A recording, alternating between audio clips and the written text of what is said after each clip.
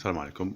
لقاءات دوري أبطال أوروبا الثلاثاء، يوجد مباراتين على الساعة 7 وباقي المباريات على الساعة 9 ليلا بتوقيت الجزائر على قمر أرينا سبور و9 شرق، وقنوات أرينا قمر بلغاريا سات، قمر أرينا سبور قنوات تفتح بشفرة تودنبرغ وتفتح مجانا في الأجهزة الحديثة، يعني مجانا في منطقة الأجهزة الحديثة الميني.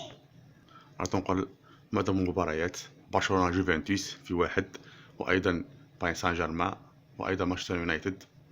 معظم اللقاءات سوف تنقل هنا على أرينا سبور يعني مجانا، وأيضا في قنوات مشفرة بالشيرينج أملا كامبيوني في أسترا وآر ام سي، وفي الأوتبيرد قنوات سبور بريميوم البولندية 6 قنوات، وأيضا في الهيسباسات قنوات سبور، هذه كلها بالشيرينج مع هذه القنوات مفتوحة مجانا وبشفرة تودنبرغ. السلام عليكم.